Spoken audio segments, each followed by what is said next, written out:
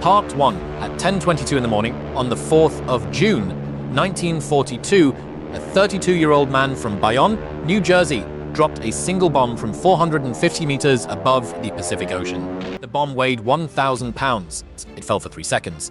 When it landed, it killed 267 men, sank the flagship of the Imperial Japanese Navy, and ended the longest winning streak in the history of naval warfare. The man's name was Richard Best. By sundown that same day, he would be dying. He just didn't know it yet. This is the story of the 3 seconds that turned the war in the Pacific and the price one American pilot paid to deliver them. 6 hours earlier, the Pacific Ocean was still black. A single bell rang out over the flight deck of the Imperial Japanese aircraft carrier Akagi. It was 4:30 in the morning. The sky had not yet begun to turn. 260 meters of teak and steel rolled gently on the swell. Men moved in silence across the deck, mechanics it in dark coveralls, armorers with grease-blackened hands, pilots in leather flying suits, their parachute harnesses tightened, their white silk scarves catching the first weak light of the day. 27 aircraft waited in the darkness. 9 Zero fighters.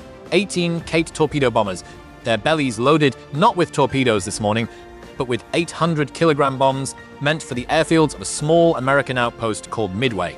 A signal lamp blinked from the island. Engines coughed, caught, and settled into a deep mechanical chorus. One after another, the aircraft rolled forward, gathered speed, and lifted into the lightening sky. From 4 carriers, Akagi, Kaga, Hiryu, 108 aircraft climbed together. They formed up over the fleet like a cloud of dark birds. Then they turned east toward Midway and were gone. On the bridge of Akagi, a man watched them disappear. His name was Chuichi Nagumo. He was 55 years old, a vice admiral, the commander of the most powerful naval strike force in the world. He did not smile. He rarely did. Nagumo was a torpedo officer by training. A man of the old surface navy, a sailor who had risen through battleships and cruisers. He had not asked to command this fleet of carriers. He did not fully understand them. 6 months ago, a younger generation of aviation officers had taken these ships into the dawn over Hawaii and changed the world. Nagumo had stood on this same bridge that morning and watched the planes leave. He had brought them home, and ever since, the newspapers of Tokyo had called him a conqueror. But he had never believed it. Behind him, in a small cabin 1 deck below, a man lay flat on his back, staring at the ceiling. His name was Mitsuo Fuchida. He was 39 years old, a commander, the pilot who had led the attack on Pearl Harbor. The voice that had spoken the words Tora, Tora, Tora into a radio microphone 6 months earlier and announced the beginning of a new kind of war. 2 days ago, his appendix had burst. The ship's surgeon had cut him open on a steel table in the middle of the ocean. The wound was still raw. He could not stand. He could not walk. He could not fly. The greatest air commander in the Imperial Japanese Navy would spend this morning lying in his bunk, listening through the bulkhead as his men flew without him. And he was not alone. In another cabin, 1 deck away, Commander Minoru Genda burned with fever. Genda was 37 years old. He was the strategic mind behind the entire Japanese carrier doctrine. The man who had planned the raid on Pearl Harbor itself. He could rise, he could pace, but his lungs ached, his head swam, and the brilliance that had made him the most respected aviation officer in the Imperial Navy was dulled by sickness. 2 men, 2 minds, the architects of Japanese air power. And on the morning that would decide the war, both of them were broken. Nagumo stood alone on the bridge. The grey dawn spread across the ocean. He did not know it yet. But 1,800 kilometers to the east, in a windowless basement beneath the headquarters at Pearl Harbor. Another man had been waiting for him for months. The man's name was Joseph Rochefort. He was 42 years old, a commander in the United States Navy. He wore a red smoking jacket over his uniform. He wore bedroom slippers on his feet because the basement was always cold and he rarely left it. He had not slept properly in weeks. He had not shaved. He smelled faintly of pipe tobacco and stale coffee. Rochefort ran a unit called Station HYPO. His team was small, fewer than 30 officers and enlisted men packed into a concrete room lit by bare bulbs and stacked to the ceiling with intercepted radio traffic. They did something the Japanese believed was impossible. They read Yamamoto's mail. For months, they had been pulling apart the Japanese naval code designated JN-25. They could not read every word, but they could read enough. They knew a great operation was coming. They knew it was massive. They knew the target was identified in the intercepts only by 2 letters. AF. Washington believed AF might be the Aleutians, or California, or Hawaii itself. Rochefort believed it was Midway. To prove it, he arranged a trick. He ordered the radio station on Midway to send an uncoded message complaining that the island's water distillation plant had broken down. 2 days later, a Japanese intercept was picked up. It reported that AF was short of fresh water. The trap was sprung. Midway was AF, and Admiral Chester Nimitz, 57 years old. The calm and methodical commander of the Pacific Fleet had already ordered his 3 remaining aircraft carriers to a point on the empty ocean 300 miles northeast of Midway. Point Nagumo did not know existed, a point the Americans called Point Luck. The 3 carriers of the United States Navy were called Enterprise, Hornet, and Yorktown. 6 months after Pearl Harbor, they were nearly all the Pacific Fleet had left. If Nimitz lost them, he would lose the ocean. He did not intend to lose them. On the flight deck of USS Enterprise, in the pale gray light of dawn, a lean man in a leather flight jacket walked slowly around the wing of a Douglas SBD Dauntless dive bomber. His name was Richard Halsey Best. He was 32 years old, a lieutenant, the executive officer of Bombing Squadron 6. He was quiet, he was disciplined, he had a reputation among his pilots that bordered on the unforgiving. To his face, they called him Sir. Behind his back, they called him a perfectionist. Some of them did not like him. None of them doubted him. Best had grown up in Bayonne, New Jersey. He was the son of a middle-class family. He had graduated from the United States Naval Academy in 1932. He had flown fighters first. He had flown dive bombers since 1940. He believed in 2 things absolutely: that the dive bomber, properly handled, was the most devastating weapon in naval warfare, and that the men who flew it owed it their complete attention every second of every flight, or it would kill them. This morning, he checked his aircraft himself. He walked around the wings. He ran his gloved hand along the leading edges. He peered into the engine, cowling. He tested the dive flaps. He inspected the bomb mounted under the belly of the Dauntless, 1,000 pounds, 454 kilograms, a semi-armor-piercing bomb designed to punch through the deck of a warship before it exploded. He climbed into the cockpit. He buckled the harness. He adjusted his oxygen mask. He did not check the oxygen canister behind his seat. There was no reason to. The ground crew had signed for it that morning. It was a small thing. A canister, a hose, a valve, a minor part of a larger machine. It would nearly kill him before the day was out. He knew only that the morning was clear, and that somewhere over the horizon, 4 Japanese aircraft carriers were waiting. Above him on the bridge of Enterprise, Lieutenant Commander Wade McClusky studied his charts. McClusky was 40 years old. He had flown fighters most of his career. He had been given command of the Enterprise Air Group only 2 months earlier. The dive bombers below him on the flight deck were a weapon he was still learning to use. He would lead them into the sky today. He would lead them across hundreds of miles of empty ocean, and before this day was finished. A decision he made in the cockpit of a single aircraft, a decision born of low fuel and dying hope, would alter the course of the Pacific War. But that was still hours away. The sun was climbing, the wind was steady from the southeast, visibility 30 miles, cloud cover, scattered cumulus at 1,500 feet. Perfect flying weather. On 4 separate ships spread across 500 miles of ocean, 4 men in 4 different uniforms did not know each other's names. They had never met, they would never meet, but by 10:22 that morning, 3 of their fates would be joined forever, and the 4th would be dead. Part 2. The first order came at 7:15 in the morning. It came long before the scout report, long before anyone on Akagi knew what was truly out there. The leader of the Midway strike had radioed back that a second attack on the island would be necessary, and Nagumo, believing there were no American carriers within striking distance, gave the order to rearm his reserve aircraft with land-attacked bombs. In the hangars below, ordnance men began the heavy, dangerous work. Torpedoes came off, bombs went on, wrenches turned, chains pulled, backs bent. Then, at 7:28, the first message came in from a scout plane. Enemy ships in sight. Nagumo read it. He read it again. The position was north of the Japanese fleet, bearing 010 distance, 200 miles. He had not expected this. His staff had assured him there were no American carriers in the area, but the scout had said only ships. The scout had not said carriers. Perhaps a cruiser force, perhaps supply vessels. At 7:45, Nagumo made his second decision of the morning. He reversed the first. He ordered the ordnance men to stop. He ordered those aircraft that still had their torpedoes to hold them in place, because if there were American ships out, they might be carriers. And if they were carriers, only torpedoes would kill them. Below deck, the hangar plunged into a second wave of chaos. Some aircraft had been rearmed with bombs, some still had torpedoes, some had neither. Men who had been sweating for an hour now froze in mid-task, waiting for the next order. The next order came at 8:20 in the morning. The scout plane had circled back. The scout plane had looked again. The scout plane had counted. Enemy force appears to be accompanied by what appears to be a carrier. Nagumo read this one in silence. The bridge officers around him went very still. Below, the work reversed itself once more. The land bombs came off, the torpedoes went back on. Ordnance men in oil-stained coveralls worked faster than safety regulations allowed. Bombs that should have been returned to the armored magazines, 4 decks below, were instead piled against the bulkheads. There was no time to stow them properly. torpedoes attached to airplane bellies, bombs stacked against steel walls, fuel hoses snaking across the deck, aviation gasoline in open drum. A single spark in that hangar at that moment would have been enough to kill every man in it. None of them knew. The message that finally identified the American carrier had come from a float plane launched from the heavy cruiser Tone. It should have arrived 30 minutes earlier. The plane had been delayed at launch by a mechanical failure of its catapult. 30 minutes, that was the margin. 30 minutes was the time Nagumo lost. 30 minutes was the time it took to sink an empire. Above them, on the flight deck, the first wave was returning from Midway. They circled the carrier, low on fuel, some of them damaged. They had to land soon. The deck had to be cleared. Nagumo gave the order. The reserve aircraft, half-armed, were sent back down on the elevators. The deck was open to receive the returning planes. It was the only decision he could have made. It was also the wrong one.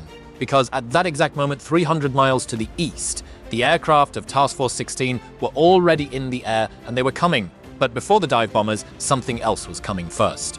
Something slower, something that would die. 15 Douglas TBD Devastator torpedo planes lumbered through the sky at just above 200 kilometers per hour. They were painted in navy blue and gray. They carried a single torpedo apiece, slung beneath the belly. They flew low, they flew slow, they flew alone. They were Torpedo Squadron 8, and they were led by a 41-year-old lieutenant commander named John Waldron. Waldron had been born in South Dakota. His mother's family carried Sioux blood. He had grown up on horseback under the vast open skies of the Great Plains. He had married a woman named Adelaide. He had 2 daughters waiting for him at home in Coronado, California. The night before, in his stateroom aboard USS Hornet, he had written a letter. He had written one to each pilot in his squadron. If only one plane is left to make a final run, I want that man to go in and get a hit. He had folded the letters.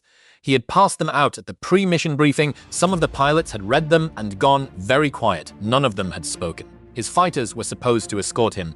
They had been delayed at launch. He had not waited. At 9:20 in the morning, John Waldron found the Japanese fleet. 4 carriers spread across the sea below him, the biggest target any American pilot had ever seen. He led 15 Devastators down toward the ocean, straight and steady, straight for the bow of the flagship, straight for Akagi. The Japanese Zeros came out of the sun. They came in waves. They came at 3 times the speed of the Devastators. They came from above and behind and to the sides. Their machine guns and their 20mm cannons tore the American planes apart in the air. 1 Devastator exploded, then another, then another. Pieces of aluminum fluttered down toward the ocean like leaves in autumn. Bodies fell with them. Waldron's plane was hit, it caught fire. The men on the Japanese ships watched him hold his course toward the flagship. 1 wing burning, 1 engine dying. They watched him fail. The plane rolled over, it went into the sea, it disappeared beneath a small white splash. The ocean closed over it. All 15 Devastators of Torpedo Squadron 8 were shot down that morning. 30 men flew with them, 29 died. The only survivor was a 25-year-old ensign named George Gay. His aircraft hit the water at nearly full speed. He climbed out of the wreckage as it sank around him. He inflated a small rubber cushion from his seat. He hid beneath it. And for the next several hours, he floated alone in the middle of the Pacific Ocean, holding his breath every time a Japanese ship passed nearby, watching the greatest naval battle of the 20th century unfold around him. He would see things that day that no other American would ever see. He would see them up close. Around 9:40, the second American wave came in. Torpedo Squadron 6 from USS Enterprise, 14 Devastators led by Lieutenant Commander Eugene Lindsay. The Zeros were waiting. 10 of the 14 aircraft were shot down. Lindsay was killed. Not a single torpedo found its mark. A few minutes after 10 in the morning, the third wave came in. Torpedo Squadron 3 from USS Yorktown, 12 Devastators led by Lieutenant Commander Lance Massey. 10 of the 12 were shot down. Massey was killed. 41 American torpedo planes attacked the Japanese fleet that morning. 6 returned. There were no hits. On the deck of Akagi, the sailors cheered. 3 American attacks, 3 American defeats. The mighty American torpedo planes, the supposed killers of warships, had been swept from the sky by Japanese fighters. Japanese anti-aircraft fire and Japanese skill. The men of the Imperial Navy looked at each other and grinned. Some of them slapped each other on the back. The cooks brought up rice balls and hot tea to the gun crews. Pilots of the Zero Patrol landed briefly to refuel and rearm, then climbed back into the air, drunk on the ease of their victories. It seemed impossible that the day could go any better. It could not, because high above them, at 15,000 feet, in the thin cold air where Zero fighters did not go, something was approaching. The Zeros could not see it. They were low. They had spent the morning chasing slow aircraft just above the wave tops. Their fuel was lower than they realized. Their guns were hotter. Their pilots were tired. Combat air patrol of the Japanese fleet, the shield that should have covered every altitude and every quarter of the compass, had collapsed downward. The sky above the carriers was empty. It would not be empty for long. 200 miles to the east, and 3 hours earlier, 33 Douglas Dauntless dive bombers had lifted off from the flight deck of USS Enterprise. Each one carried a 1,000-pound bomb. Each one was flown by a young man with a chart on his knee, an oxygen mask on his face, and a set of coordinates he had memorized before takeoff. They flew to the coordinates. The Japanese fleet was not there. They flew a search pattern. The Japanese fleet was still not there. At the head of the formation, in a lonely Dauntless flying just above the cloud tops, Lieutenant Commander Wade McClusky looked at his fuel gauge. He looked at his chart. He looked at the empty ocean below. His fuel was running out. His pilots were watching him. Standard doctrine said to turn around, to return to the carrier, to save the aircraft, save the pilots, live to fight another day. McClusky did not turn around. He was 40 years old, a career naval aviator. He had been a fighter pilot most of his life. He had been given command of the Enterprise Air Group only 60 days before. He did not have the deep experience of dive bomber doctrine that older commanders had. He knew this about himself. It made him cautious in some things and reckless in others. He flew on. It was the most important decision any American officer made that day. Perhaps that year, perhaps that war. And then at 5 minutes before 10 in the morning, he saw it. A long white wake on the dark blue ocean, far below him, drawn straight as a chalk line across the sea, a Japanese destroyer running at full speed. Her name was Arashi. She had been hunting an American submarine, the USS Nautilus, for the last hour. She had failed to sink it. She had broken off the hunt. She was racing now to rejoin the main fleet. She was traveling at 30 knots, and in her hurry, she was leaving behind her a wake that pointed like an arrow straight toward the place McClusky had been searching for all morning. McClusky followed her. For 20 long minutes, he flew above the Arashi, watching that white line on the water. The destroyer never looked up. Her lookouts never saw the American formation directly overhead at 15,000 feet. The Japanese did not think to look for enemies that high. They did not believe enemies could reach them that high without warning. 20 minutes past 10 in the morning, McClusky saw them. 4 Japanese aircraft carriers spread out across the sea in a loose diamond. Akagi, Soryu, Hiryu, the most powerful fleet of aircraft carriers ever assembled in the history of naval warfare. Directly beneath him, he pressed his radio microphone. Attack. Behind him, in his own Dauntless dive bomber, Lieutenant Richard Best was looking down at the same sight. He saw 2 carriers clearly just below and slightly to his right. He saw 2 more in the distance, farther east. He understood immediately what should happen. The doctrine was clear. When 2 squadrons of dive bombers attacked 2 targets, they split. The leading speed squadron would take the far carrier, the trailing squadron would take the near carrier. It was drilled into every dive bomber pilot from the first day of training. It was the reason dive bombers were so devastating. 2 ships killed with 1 attack. Never 1 ship hit twice. Best was executive officer of Bombing Squadron 6. His squadron was the trailing squadron. He was preparing to lead his men against the Nartania carrier. The closest one, the one directly below them, the one called Akagi. He pushed the stick forward. He opened his dive brakes. He began his roll toward the dive. And then he saw something that made his blood go cold. McClusky, ahead of him, was diving on the near carrier. The entire Air Group Commander's section was diving on Akagi. Scouting Squadron 6, the leading squadron, was following them down. They were all going for the same ship. The far carrier, the more distant one, the flagship that Best had planned to attack, was being left completely alone. Best had a fraction of a second to decide. He pulled out of his dive. He pulled up so hard the airframe groaned around him. His teeth clenched, his shoulder harness dug into his collarbones. He climbed back to altitude and looked behind him over his shoulder into the formation. Of his entire squadron, only 2 aircraft had seen his signal and followed him back up. 2 pilots, Lieutenant Junior Grade Edwin Kroger, 28 years old. He had already shot down a Japanese fighter over the Marshall Islands 4 months earlier and earned the Distinguished Flying Cross for it. He was steady. He was disciplined. He was the kind of wingman a squadron leader prayed for. Ensign Frederick Weber, 26 years old, born in Des Moines, Iowa. Quiet. Dependable. A pilot who had flown with VB-6 through the early Pacific raids of 1942 and never made a mistake. His commander could remember. 3 aircraft, 3,000-pound bombs, 1 Japanese flagship. Best banked his Dauntless and pointed the nose at Akagi. Below him, the sailors on the deck of the great carrier were still cheering the deaths of the American torpedo planes. The hangars below them were a maze of fuel hoses and half-armed aircraft. The reserve strike was almost ready. In another 10 minutes, 15 at most, the 4 carriers would turn into the wind and launch 100 aircraft against the American task force.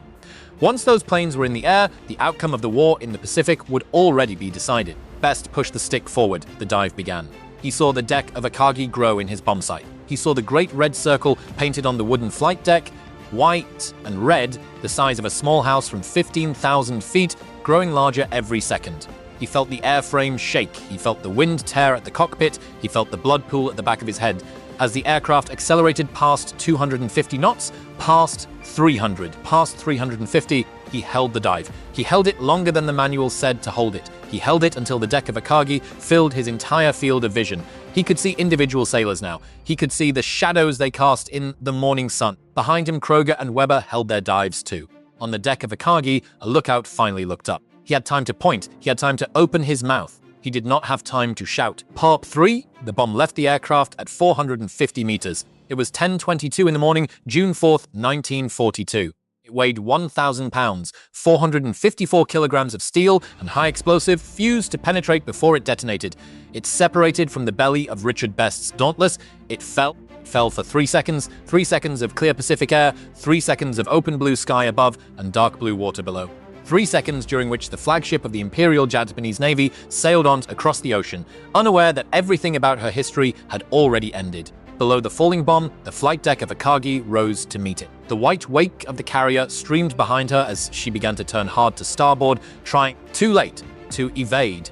She could not turn fast enough. The bomb struck the flight deck just aft of the amidships elevator. It punched through the wooden planking. It punched through the steel beneath. It penetrated to the upper hangar deck. And there, at a depth of approximately 7 meters below the flight deck, surrounded by Kate torpedo bombers being refueled and rearmed, surrounded by torpedoes mounted to their bellies and bombs stacked against the bulkheads, surrounded by hoses full of aviation gasoline, it exploded. For one long second, nothing on the surface of Akagi changed. Then the flight deck bulged upward. The teak planks lifted as if pushed by a giant hand from below. A geyser of flame, white at its core, orange at its edges, blasted up through the elevator opening and reached 50 meters into the sky. The chain reaction had begun. Inside the hangar, the fireball traveled in every direction at once. It reached the first Kate bomber. The aviation fuel in its tanks flashed into vapor and ignited. The Japanese torpedo, mounted to its belly, cooked off in the heat. Then it detonated 200 kilograms of warhead, exploded against the side of the next aircraft. That aircraft's torpedo detonated. The next one followed. The bombs stacked against the bulkheads were not in armored magazines. They were in the open. The heat reached them. They began to explode in sequence, one after another, in a staccato roar that sounded like a single, endless thunderclap. The men working in the hangar did not have time to feel afraid. Many of them did not have time to feel anything at all. A petty officer who had been 30 meters from the impact was found later, after the fires went out, fused to the steel deck where he had been standing. The men closer to the explosion left nothing behind. 2 other American Dauntless dive bombers had followed Best down. Lieutenant Edwin Kroger and Ensign Frederick Weber had each released their 1,000-pound bombs at almost exactly the same instant as their squadron leader. They both missed. Kroger's bomb struck the ocean close alongside Akagi, opposite the bridge. It threw up a column of spray 50 feet into the air. The water fell back down onto the bridge itself, drenching Vice Admiral Nagumo and every officer standing beside him. The bomb did no damage, but Nagumo would remember that cold water on his face for the rest of his life. Weber's bomb struck the water near the stern. It detonated below the surface, close enough to the hull to send a shockwave through the steel plates of Akagi's rudder mechanism. Carrier's rudder jammed. She began to turn in a slow and helpless circle, her engine still driving her forward at 28 knots, her steering frozen hard to port. She could not maneuver, she could not run, she could only burn. For decades after the war, a story would be told about this moment. The story said that 2 American bombs had struck the flight deck. The story said the explosions had caught the Japanese aircraft sitting on the deck, fully fueled and fully armed, in the very moment they were about to launch their counterattack. The story said it was a 5-minute miracle, a stroke of impossible luck, the gods of war reaching down at the precise instant. The story was told first by Mitsuo Fuchida himself in a book he published in 1955, 10 years after the war was lost. It was not true. The aircraft were not on the flight deck. They were in the hangar. They were not about to launch. They were still being rearmed. Only one bomb had struck Akagi, Bested's bomb, the bomb that found the open elevator and the crowded hangar beneath. The catastrophic secondary explosions that destroyed the ship were not American ordnance. They were Japanese. They were the torpedoes the Japanese themselves had been mounting. They were the bombs. The Japanese themselves had stacked along the bulkheads. They were the aviation fuel the Japanese themselves had been pumping into the aircraft when Best's bomb arrived. Akagi was killed by one American pilot. She was destroyed by her own preparations. On the bridge, 4 decks above the Inferno, Vice Admiral Chuichi Nagumo was still soaked from Kroger's near the sect miss when Best's bomb struck. The blast threw him against the bulkhead. He pulled himself upright. He stared down at the flight deck of his flagship through the bridge windows. He saw the black column of smoke rising from the center of the ship. He saw the flames pouring from the elevator opening. He saw men running. He did not speak. Beside him, Rear Admiral Runosuke Kusaka watched the Admiral's face. He saw what no one else could see. He saw a man whose career, whose honor, whose entire understanding of the world had just been incinerated in 3 seconds. Kusaka touched his arm. "Admiral, we must transfer the flag." Nagumo did not move. "Admiral, we must go now." Nagumo turned to him slowly. His eyes were wet. His mouth was a thin, straight line. "This is my flagship." According to Kusaka's memoirs, written years after the war, the Admiral then reached slowly for his sword. Kusaka stepped in front of him. "The fleet still has 3 carriers," the Rear Admiral said. "The fleet still has you. You will come with me." There was a silence. The bridge filled with smoke. Somewhere below, another bomb cooked off. The deck shuddered beneath their feet. Nagumo's hand fell away from the hilt. He nodded once. Below decks, Commander Mitsuo Fuchida was climbing out of a burning ship on 2 broken ankles. He had made it up to the bridge structure just before the bomb hit. When the fires spread and the order came to evacuate, he tried to descend by rope. He fell. Both ankles broke on impact with the steel deck below. He would spend the rest of the day being carried by sailors who did not know who he was. He would survive. He would live another 34 years. And for most of them, he would tell a story about the death of his ship that made it sound like fate, like cosmic injustice, like a miracle of bad timing, rather than what it actually was. By 3 in the afternoon, Captain Taijiro Aoki gave the order to abandon ship. Aoki was 50 years old. He had commanded Akagi for just over 2 months. He did not intend to leave her at all. According to Japanese officers who survived the sinking when the order had been given and the surviving crew had been evacuated to the destroyers standing by, Captain Aoki walked forward along the tilting flight deck to the anchor chains at the bow of his ship. He carried a length of rope. He sat down on the deck. He tied himself to the anchor. He intended to go down with Akagi. His officers found him there. They argued with him. He refused to move. They argued more. He still refused. Finally, his executive officer drew his sword. He cut the ropes that bound his captain to the chain. He and another officer lifted Aoki bodily, carried him to the rail, and lowered him over the side into a waiting boat. Aoki wept as they rowed him away from his ship. He would never command another warship in his life. The night of June 4th was very long. Akagi drifted in the darkness, listing to starboard, fires still burning along her hull. 4 destroyers circled her like mourners around a body. They could not help her. They could only wait for orders. The orders came at dawn. They came from Admiral Isoroku Yamamoto himself, the 58-year-old commander of the entire combined fleet, aboard the battleship Yamato, more than 500 kilometers to the west. Yamamoto had spent the night listening to reports of disaster. He had lost 3 carriers already. Kaga and Sotyu that morning, Hiryu that afternoon, struck by dauntless dive bombers from Enterprise and Yorktown. Struck in part by Lieutenant Richard Best himself. Best had flown twice that day. He had put a 1,000-pound bomb into the deck of Akagi at 10:22 in the morning. That afternoon, he had climbed back into another Dauntless and helped strike the last Japanese carrier, Hiryu. He was the only American pilot in the Second World War to help sink 2 enemy aircraft carriers in a single day. Akagi was the last of the 4 to die. Yamamoto's order was the hardest an admiral could give: scuttle Akagi. At 5 in the morning on June 5th, 4 Japanese destroyers, Arashi, Hajikaze, Maikaze, and Nawaki, turned their torpedo tubes toward the burning flagship of the Imperial Japanese Navy. On each destroyer, the crews stood at attention. Some of them wept openly. None of them looked away. The torpedoes were the Type 93, the finest torpedoes in the world. The Japanese had developed them in secret over more than a decade. Never in the 10 years of their existence had they been designed for what they were about to do: sink a Japanese flagship. The first torpedo struck Akagi near the bow, the second struck amidships, the third and fourth struck the stern. The great ship shuddered. She listed harder, she rolled onto her side. For a moment, she seemed to hesitate, as if she did not want to go. 5:20 in the morning, she went. The bow slipped under first, then the bridge, then the island, then the great flight deck where so many aircraft had taken off to so many victories. The stern lifted high 4 bronze propellers, turning slowly in the empty air. Then it too slid down. The Pacific closed over the place where she had been. She fell for more than 10 minutes through the dark water before she reached the bottom. She came to rest at a depth of 5,490 meters. Lieutenant Richard Best did not see any of this. He had landed back on USS Enterprise the previous evening, exhausted, dehydrated, coughing badly. He climbed out of his cockpit. He coughed blood onto the flight deck. The oxygen canister in his aircraft had been damaged before he ever took off that morning. Caustic soda from the tank had vaporized at altitude. He had inhaled it during his dive on Akagi. He had inhaled it again during his afternoon dive on Hiryu. By the time the doctors at Pearl Harbor examined him a week later, latent tuberculosis had woken in his scarred lungs. He was 32 years old. His flying career was over. He would never sit in the cockpit of a combat aircraft again. He would spend more than a year recovering in a naval's hospital. He would live the rest of his life on the ground in California with his wife and his children and his quiet routines. Set, never famous, never wealthy, never seeking attention. 2 days after he sank the flagship of the Imperial Japanese Navy, one of his two wingmen would be dead. On the afternoon of June 6, 1942, Ensign Frederick Weber of Des Moines, Iowa, took off from USS Enterprise for the last time. His squadron attacked a crippled Japanese heavy cruiser called Mikuma. Weber was shot down by anti-aircraft fire. His body was never recovered. He was 26 years old. He had helped sink Akagi. He had lived exactly 48 hours longer than the ship he had helped destroy. Edwin Kroger, the other wingman, would survive the war. He would rise to lieutenant commander. He would fly again in other cockpits, in other oceans. He would live a long life and die peacefully in the year 2002.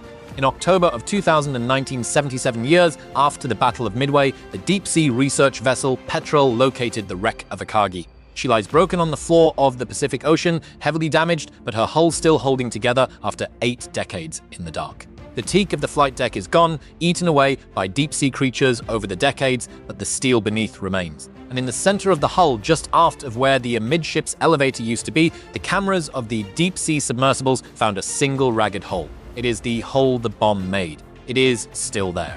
It has been there for more than 7 decades, and it will be there for thousands of years to come.